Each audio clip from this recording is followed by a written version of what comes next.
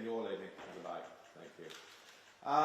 First of all, as Chairman of Reform UK, I'd like to, on behalf of the party, offer all our condolences to the families of PC Matthew Blades and PC Tom Clough, who sadly lost their lives at the weekend. Two men, two brave men, who went to work and never came home.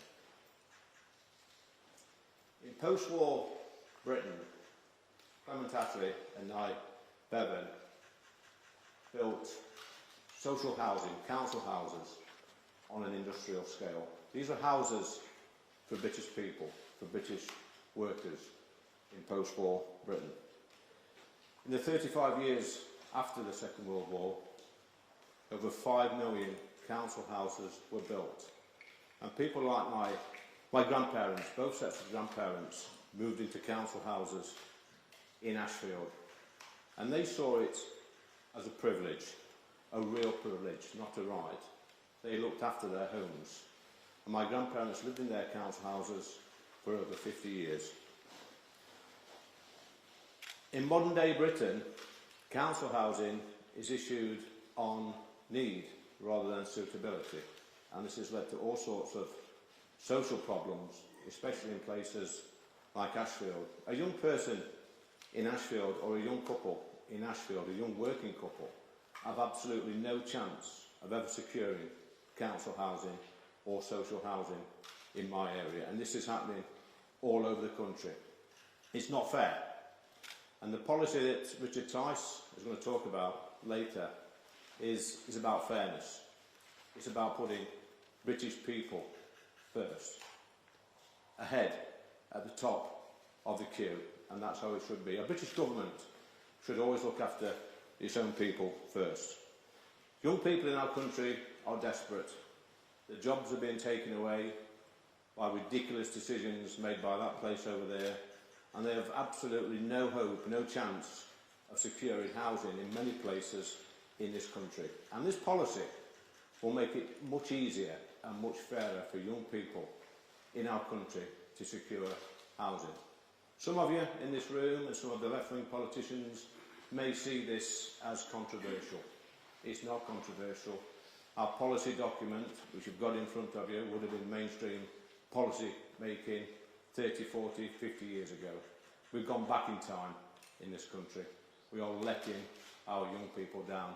Young people in Ashfield, there are 6,000, over 6,000 people in Ashfield on the council house waiting list, and they've got absolutely no chance of ever getting their foot on the housing ladder, which means that many young people in our areas are living with their parents till they're in their 30s. This is unfair. They can't move out like I did and buy a house at age 22, 23, and they can't start families. So Reform UK is going to reverse this madness.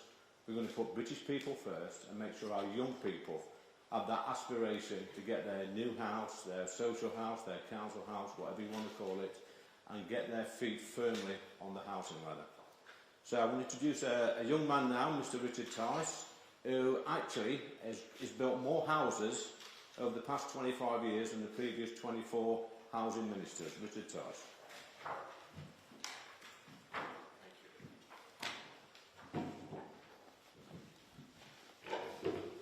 Thank you, Lee, and good morning, everybody. And it's appropriate to be here at the Royal Institute of Chartered Surveyors, an institution that's involved in valuing and telling us the cost of building homes, in order to talk about the crisis in affordable social housing. The reality is that affordable social housing in this country is broken.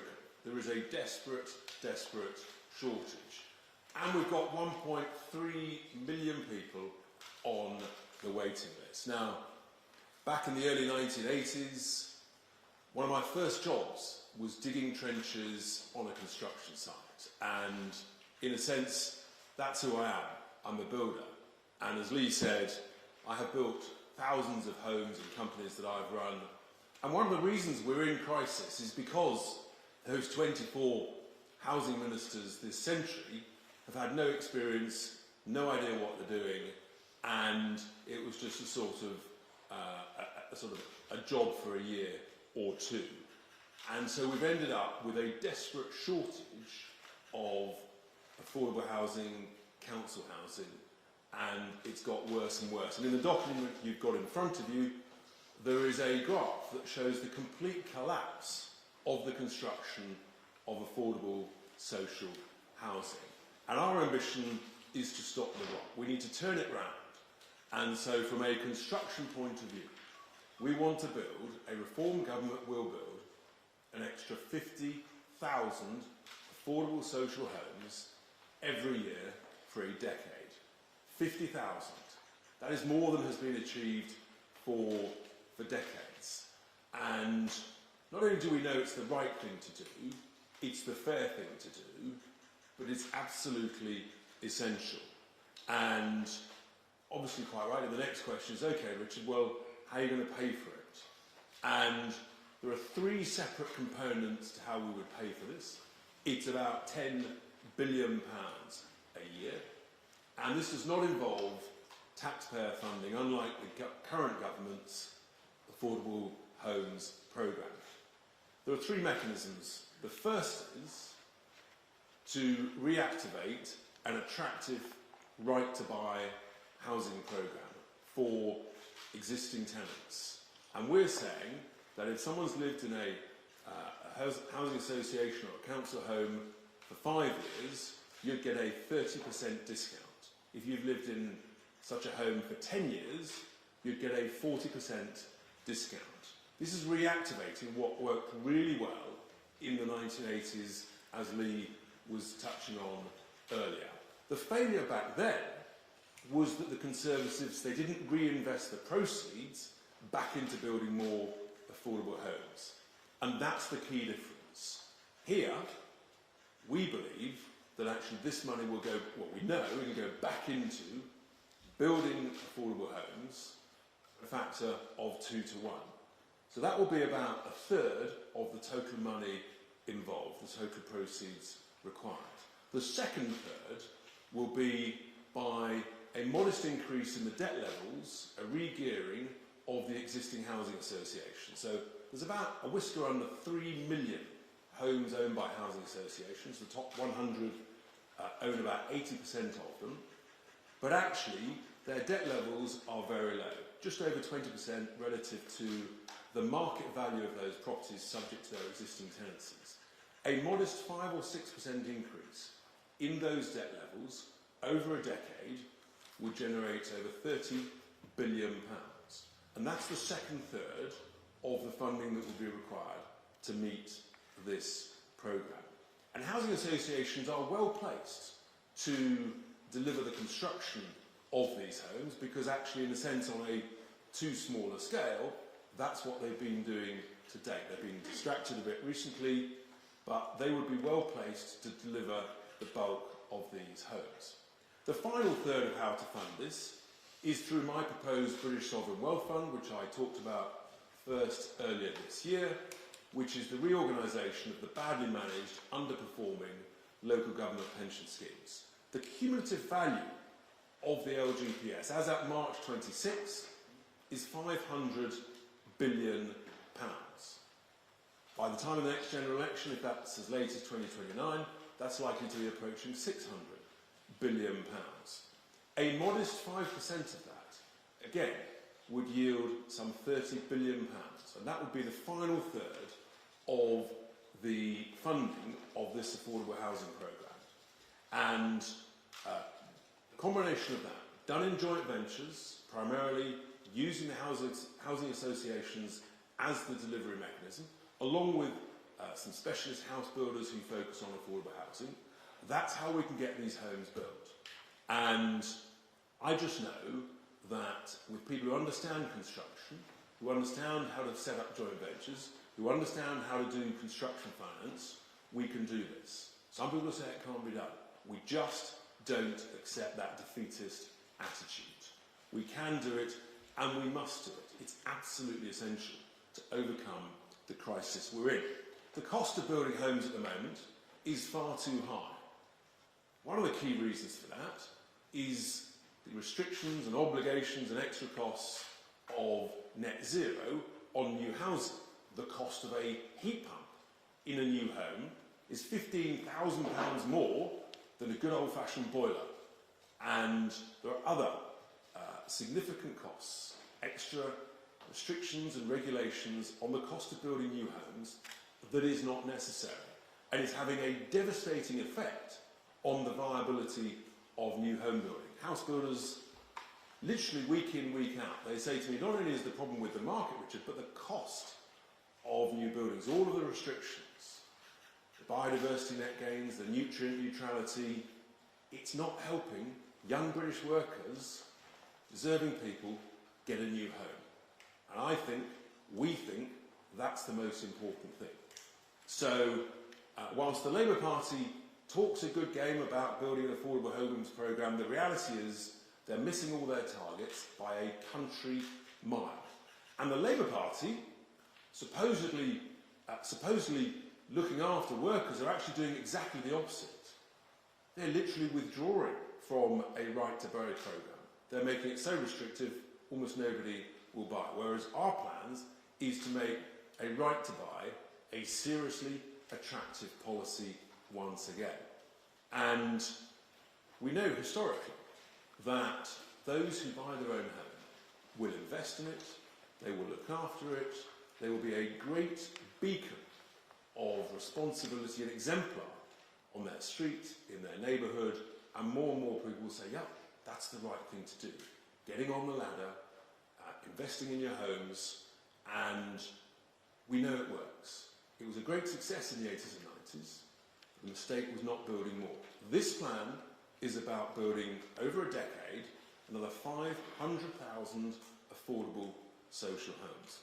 It's the right thing to do. The next question, of course, is, okay, having built them, actually what's the allocation process? Who is sort of first in the queue? And look, in a sense, we'd rather there wasn't a queue at all. But the reality is we've got 1.3 million people in the queue. And we're saying that the first people that want to be looking after are young British workers, under 35, young British married couples, young British veterans who've done the right thing. They've got a job, they're doing their best, working in their community, setting a fine example, because the role of the British government is actually to look after British citizens first. And we think that is the most important. With regard to the existing 540,000 approximately existing affordable social housing that is occupied by overseas nationals, we have clearly set out before that actually we don't think that is fair. And this does come down to fairness. It's not fair that young British working families, couples, individuals, veterans can't get on the housing ladder when overseas nationals have come to the UK and in a sense because of the current rules based on need rather than suitability, they've jumped ahead of the queue. And we just don't think that's right. I can't think of another country in the world where you rock up with a family and you expect the local taxpayer in that country to pay for your housing needs. We're told the whole point of immigration is because we need people to come and work. Well, the clues in the name work. It wasn't, oh, by the way, we're going to pay you to live here and pay all of your housing needs. It's simply not fair. And that's the key difference. As we talked on our policy that Robert Jenrick announced this time last week, making welfare work, there is a key focus on supporting and helping British workers, whether it's in welfare, whether it's in housing. It's the right thing to do. And that's why we believe in terms of suitability, that's where the focus should be. And of course, as I say, in an ideal world, we build more and there is not a shortage. And I'll be talking next week at our party conference. Small advert for that, tickets still available, do come. On the Thursday, at our business day, I will be launching a significant announcements with regard to planning and rating and an extra focus on brownfield development. And this is all part of making our town centres, regenerating them, rebuilding our brownfield areas that are in crisis states in so many parts of the country. And if we do that right, and if we do this affordable social housing programme, then we can overcome many of the challenges and the problems that young British workers are facing today. And I conclude, ladies and gentlemen, with just repeating this clear point. There's so much of the country is struggling, so many people feel that Britain is broken. It is broken, and within that, affordable housing is broken too. We've got the experience, the know-how. We know that reform can fix it, and fix it we must, because the simple fact is, affordable social housing needs reform. Thank you very much.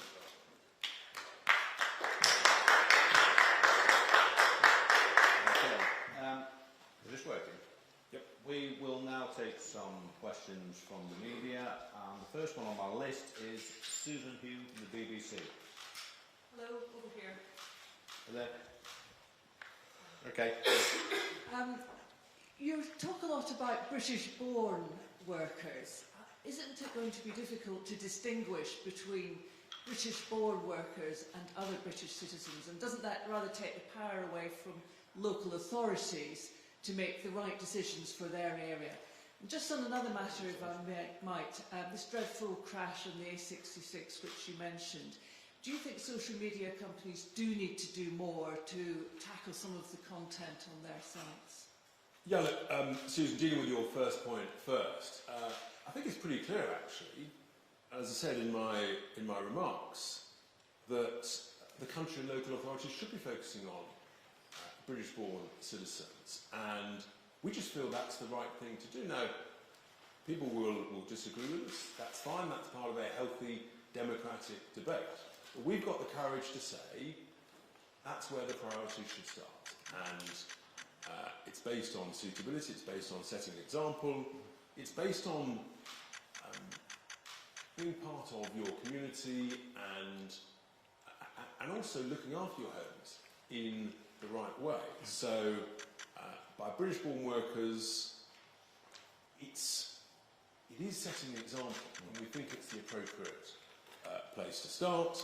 And look, some people will say, well, those who are here on indefinite leave to remain, who've been here a long time, we understand that, but we've got a housing crisis.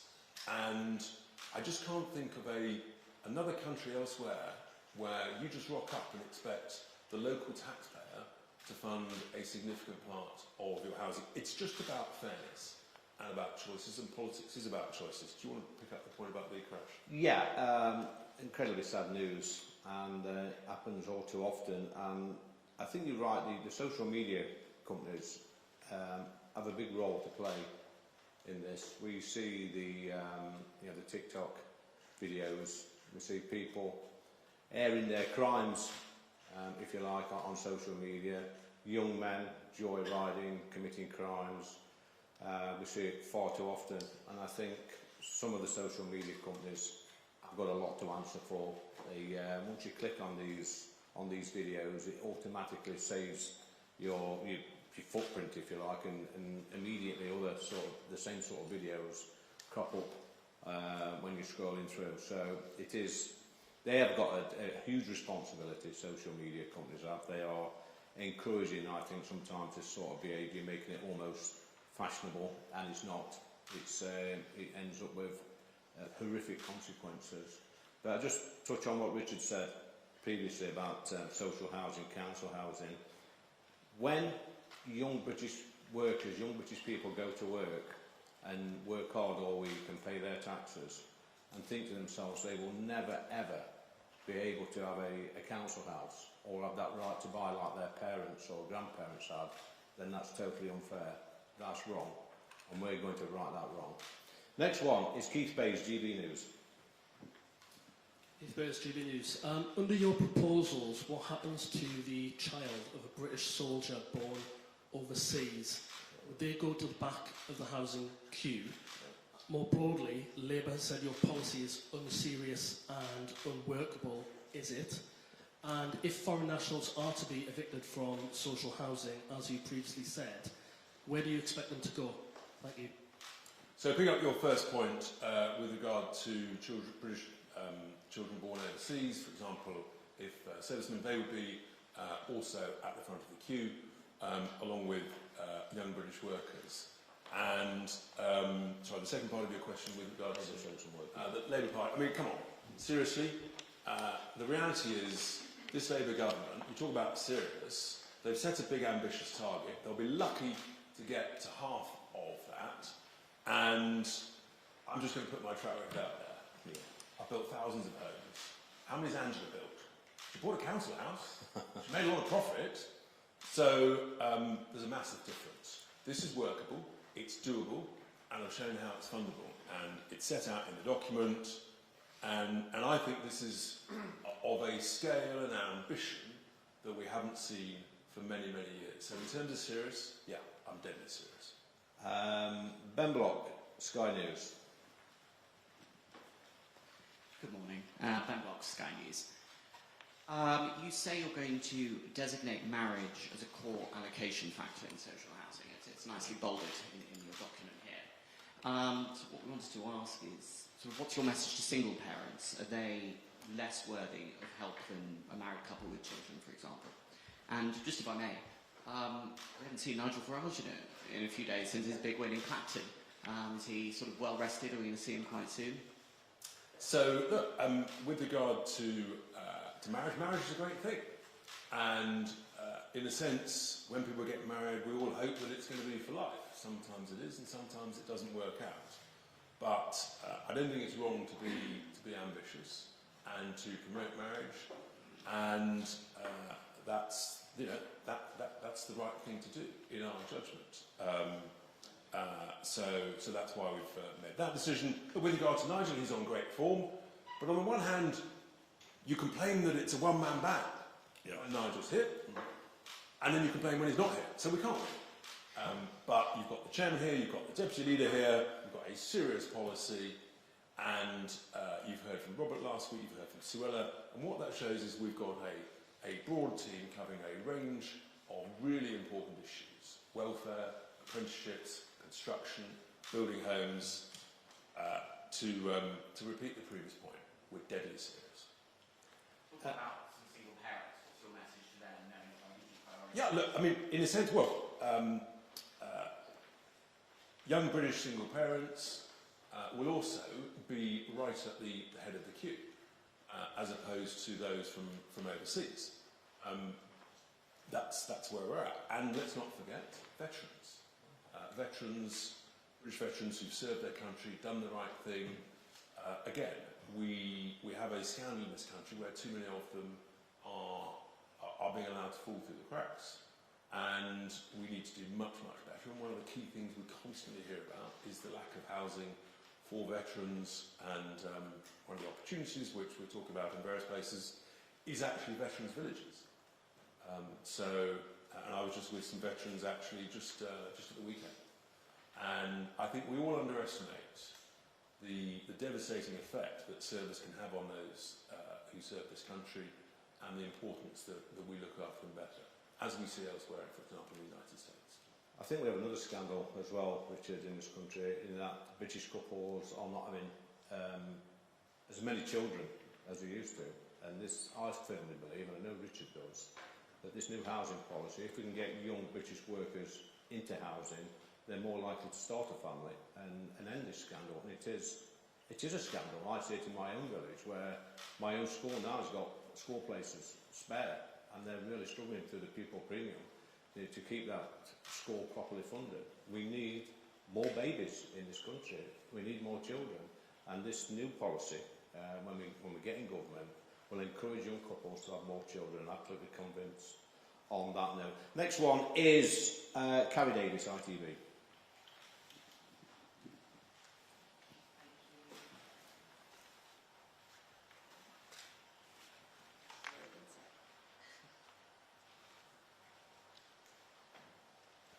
You say this about prioritising British-born workers. So, would a working foreign national with a family who is here legally, is a citizen, pays their taxes, and has been here for decades, but who cannot afford open market property, lose their home in favour of giving it to a British-born single person who is unemployed?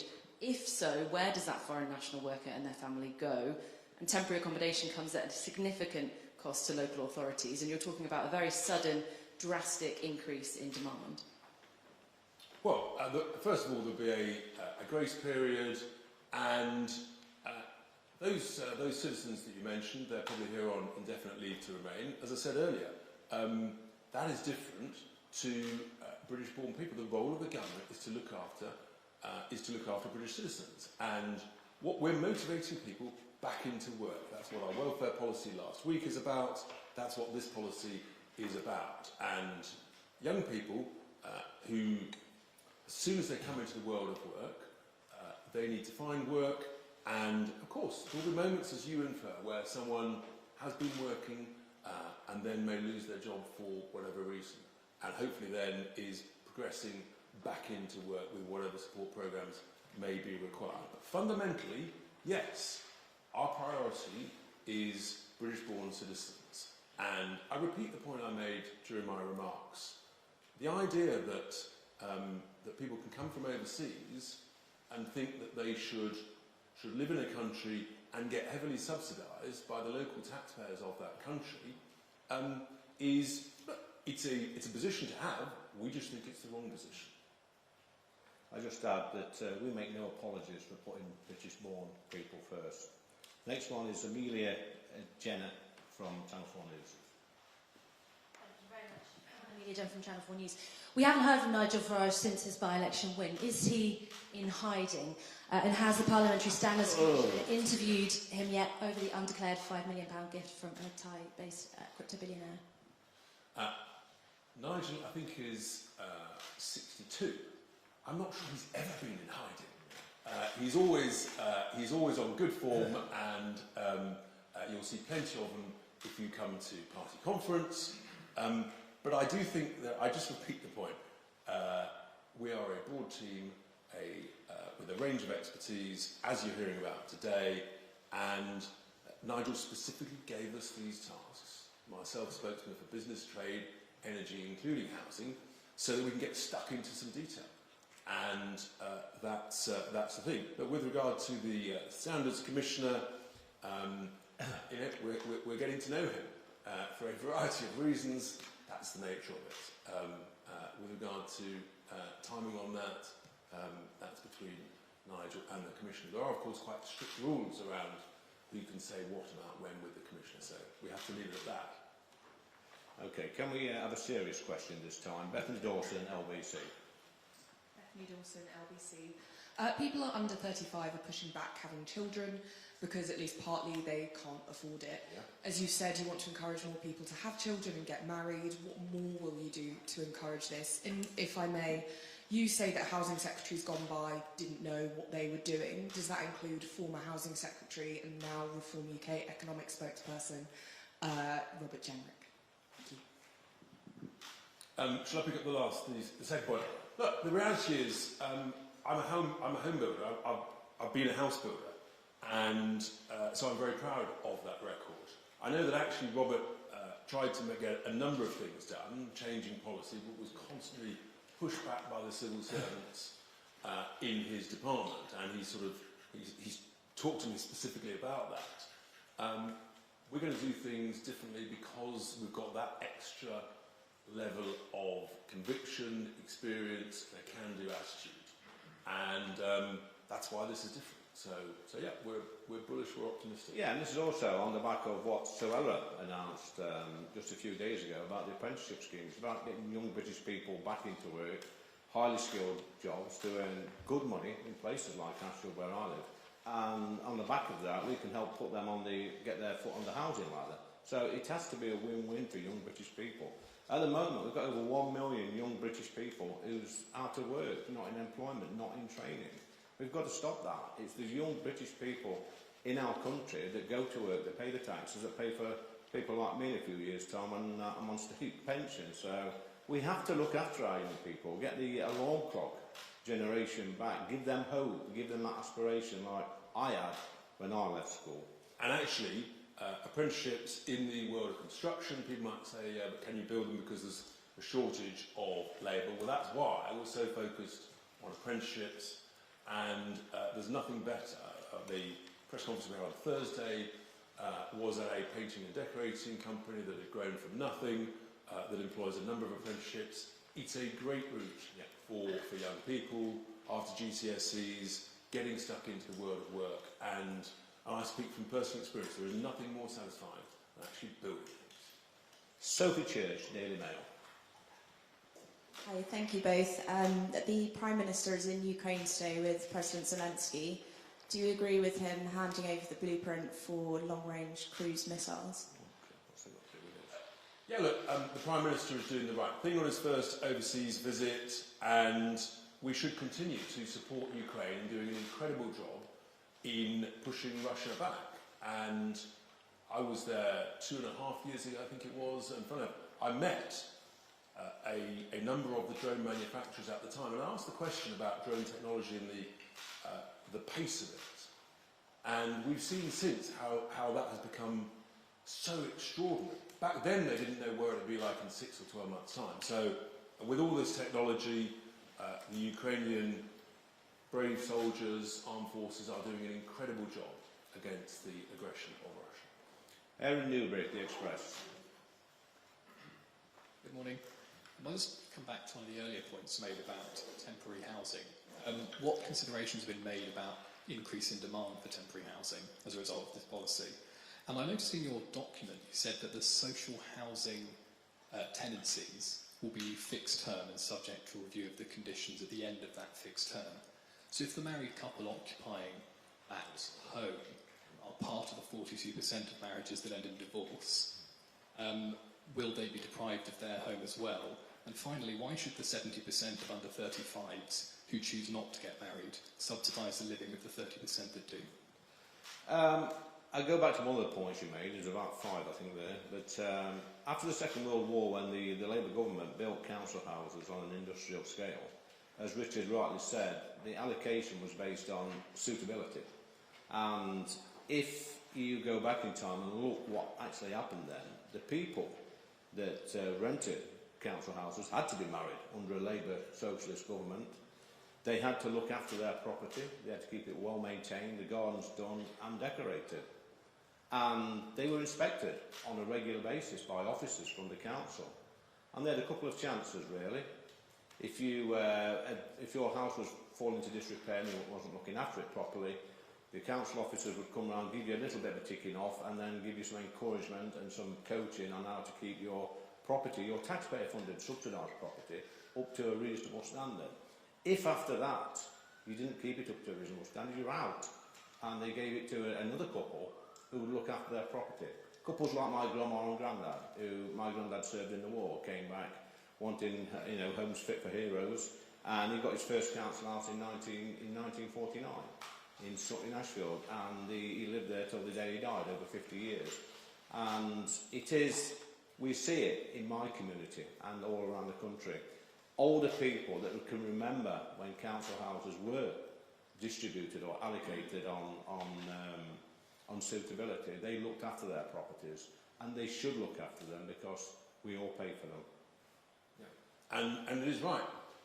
There should be a reward for looking after property properly and setting a good example. It's how communities build and develop and knit together. So we're absolutely rock solid behind that. Okay. Next one is Tom Scott's and the Sun. Thank you both. Just on the married couples question, how would a council determine whether a marriage is genuine, for example, and is this part of a policy you're announcing that's encouraging people to get married? And a second one, if I may, this is on Lee's point right at the start, it was on social media and TikTok, encouraging people to drive the wrong way in these dangerous driving. What would reform do to kind of discourage this sort of behaviour from social media companies? Would it slap large fines or potentially ban operations within the country? I think personally, and this is not reform policy yet, but personally I think the only way you can stop these social media companies from allowing these outrageous posts to be put on their platforms is huge fines. I think there's a case going off in America at the moment, I think a social media case, where families are taking, I think it's Facebook, Meta, to court over this type of thing. So the only way you're going to stop it is by hitting them, I believe, strongly in the pocket. Yeah, look, with regard to marriage is a great thing. I'm getting married later this year. Again, thank you. We're going to be optimistic that the marriages are genuine. I think that's the right thing to do. We're a party of optimists, a party of hope. So that's our thought on that. Yeah. Where have we got to now? Financial Times, David Shepherd. Hi, David Shepherd from the Financial Times. On the funding through the local government pension funds, what would you say to people whose pensions and retirement is heavily linked to these funds about having potentially 5% of all those assets invested in an as yet unproven scheme? Yeah, so what I have said before, and I'll say again at conference, is these local government pension funds, there's 97 of them, they're all defined benefits. The better they perform and the lower the cost of running those funds, then the benefit of that accrues to the council taxpayer. They've been badly managed, they're being overcharged by about £2 billion a year by vested interests of city investment managers that read your newspaper, and I'm calling time on this. It's a rip-off. And I'm sick and tired of it. And actually, when you go to all of the regions of these funds, local taxpayers want more affordable social housing in their area. So I think they would hugely support that. And if they're well built, if they're well managed, then it can be a great asset for the British Sovereign Wealth Fund to be invested in. And I'll just make this point. This could be the 7th or 8th largest sovereign wealth fund in the world. And we look enviously at Norway, we look enviously at the Singaporean Sovereign Wealth Fund. With proper vision, proper ambition, we can have the same. And we absolutely should, run by competent, good people who deliver better returns and stop the taxpayer being ripped off. Will Hazel, the iPaper. Thank you very much. Richard, in terms of prioritising British-born people for social housing, do you think there's any impediments in the current legal system which you'll have to kind of repeal to make that happen? Do you think it's something which we could do today, or do you think you're going to have to do stuff like repealing the Equality Act, which I know you're already committed to, but do you think we're going to have to kind of change legislation to do that? If I could just ask one other question. You'll both know there's been some criticism in recent days of Zia Yusuf, including from people within the Reform Party. People think that comments like calling Ben Wallace a traitor, a person who served in Northern Ireland, was not a good look for the party. Do you think he should perhaps be spending a little less time on social media? Look, with regard to the first point about priorities, yes, there are some technicalities around the Human Rights Act and the Equalities Act, but as you know, we have committed to repeal the Human Rights Act. The Equalities Act, well-intentioned, has actually taken us into the wrong place. So there is some change within that, but equally there's much that can be done and that should be done currently, and the current rules are not being properly applied by many of the housing authorities and the association. So that's the point of that. Look, with regard to Zia, we're all passionate. Zia's passionate, and we all, frankly, are furious at how the previous Conservative government, they let us all down, because they said they were going to reduce immigration numbers. They didn't. They opened the doors, they allowed the Boris wave, and part of the problems around the social housing issues that we're now talking about is because of the Boris wave. And that's why it's quite right to highlight, unless we deal with indefinite leave to remain, then the vast majority of that wave could then apply for ILR and then apply for all sorts of additional benefits, including housing, that would literally bankrupt the country. So Zia's on great form, we're on great form, we're looking forward to conference, And as I tweeted out a couple of days ago, I think the summer heat may have got to a few journalists. Yeah, and just on the Zia point, Richard, I think Zia is probably one of our best communicators in Reform UK. Very popular with the membership. And this would advise to anybody, if you don't like what Zia says, then just scroll by. It's really simple. Sophie Huskinson in Edinburgh. Thank you. I have a question for each of you. So, Richard, you said you don't think it's wrong to promote marriage and sometimes it doesn't work out. Under your plans, will victims of domestic abuse who maybe have to escape an abusive marriage, or people whose husband or wife dies, be protected, or will they go to the back of the queue because they're no longer married? And then, Lee, if I could just ask, you said about fines for social media companies, the way that these are currently brought is under the Online Safety Act.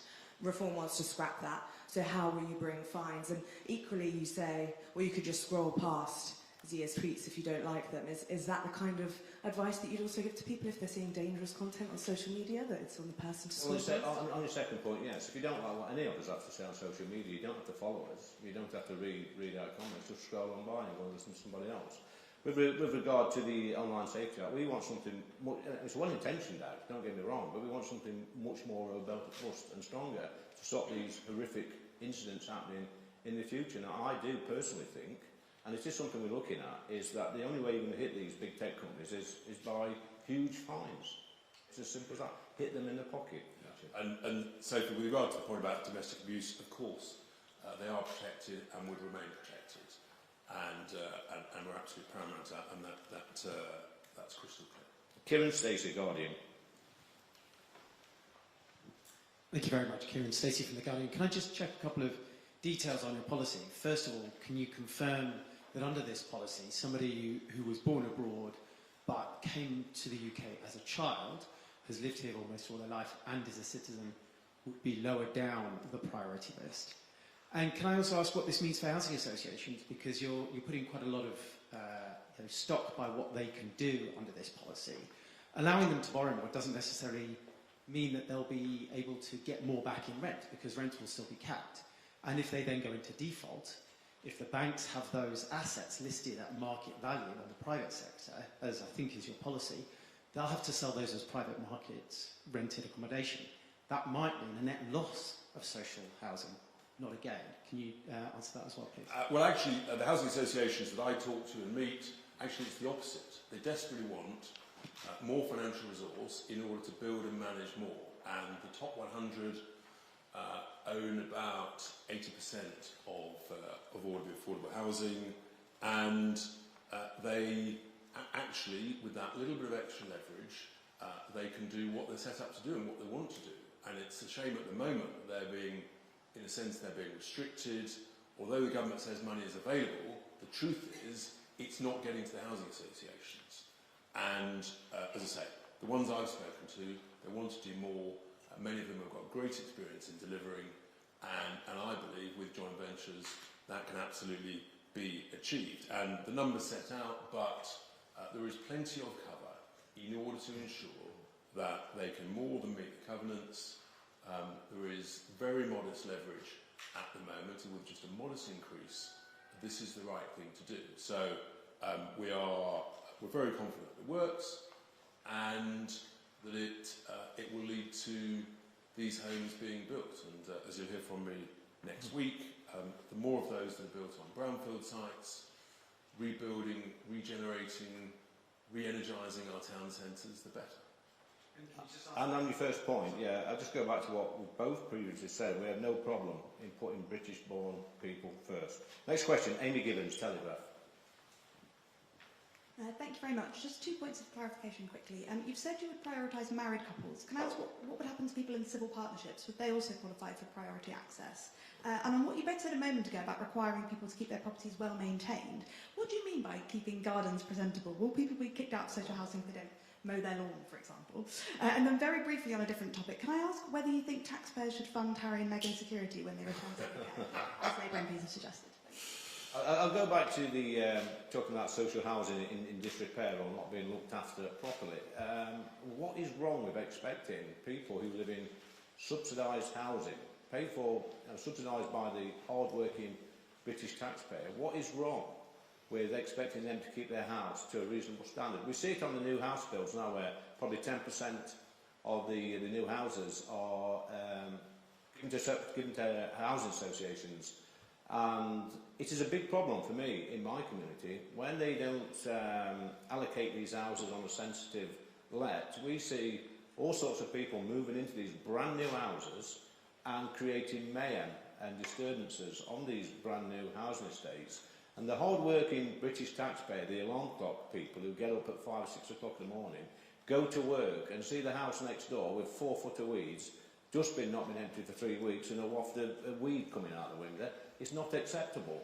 They expect their taxes to go to decent people who's prepared to get up in the morning. Richard? Yeah, with regard to civil partnerships, of course those would qualify as well. And with regard to Harry and Meghan, frankly, we've all got better and more important things to worry about, which is, for example, building these homes. So that's what we're interested in. Final question. Daisy Eastlake, The Times. Thank you. Daisy Eastlake from The Times. Can I ask, what would happen to a family where one parent is British but the other is, say, on indefinite leave to remain and they have 2 British-born children? Where would they fall in the housing queue? And how do you avoid punishing, a British person who marries somebody from abroad and has children and sets that life up? And just a last one on temporary accommodation, as was mentioned earlier. If people who are at risk of, or who are out of work are at the bottom of the social housing queue, there's a much higher chance that they will be put into temporary accommodation because councils have a legal responsibility to house these people. Temporary accommodation is often twice the price. What do you think should be done about that? Should councils be legally required to house these people for a much more expensive rate? So with regard to your first question, they qualify alongside. With regard to the second point, do you want to pick up the... Yeah, well, your second point was about... can you just repeat your second point? Yeah, temporary accommodation, which is often much more expensive than social housing. Councils are legally required to house people who are at risk of homelessness. No, they're not. They're only legally required to put people in temporary accommodation who are in priority need.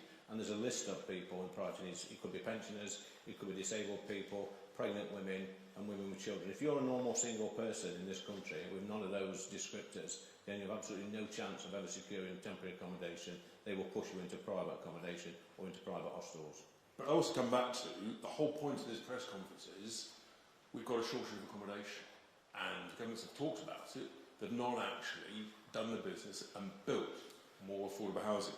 The more we build, and the better people look after it, and the better they're incentivised to do a right to buy, which is absolutely vital to improving the way that our streets look, and then actually we'll be in a much better place and there'll be less need for temporary accommodation. Okay, guys, thanks. Thank you very much. Listen to that. Brilliant.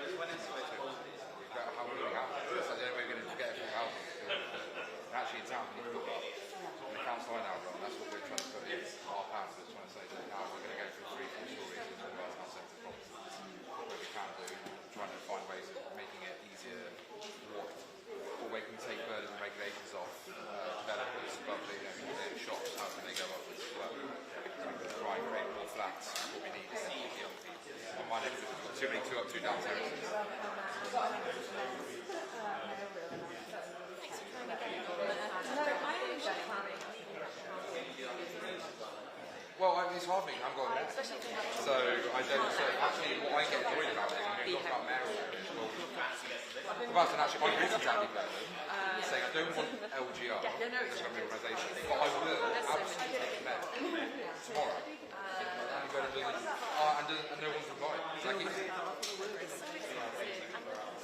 the reality is that I haven't had those mates before. That's why, like, again, I'm finding work for net, which is not pro the LGR. Cost and time and money. That push, so we'll go from there. We pass our local plan, we try and build more housing, see increasing. But I think it will be. Encouraging marriage is a positive. There's a big expense here. Well, I think there's, what I've read, obviously, unlike you, I've only just read it, so, but if you look at the policy, it does say, for example, existing tenants, there's a period of the key priority is actually build more housing, in a much better situation. That's why we need to make sure that things like local plans start getting passed so we can just focus on this housing, putting up and on brownfield, as Richard rightly pointed out as well. If we get that development, and that's a positive policy. It does, so in Newcastle Town Centre, Captain Jenrick, a firm that actually Tim Heatley is a friend of Andy Bird, the director, was on being accepted Downing Street watching him come in as Prime Minister. Has got 4 projects in Captain Jenrick in Newcastle around Town Centre. One's turning a car park into accommodation, not knocking it down, converting the car park. Another's taking a number of other sites that were just used in Town Centre. About to build hundreds of new homes. In fact, I think we're bordering 1,000, if I remember correctly, from those figures, and that's just in the town centre, in a tiny town in Newcastle Drive. So, and that's what we completed within 24 months. So that's, we're only 18 months away. All 4 schemes will be done. So it's actually about the pace and the incentives of what we do.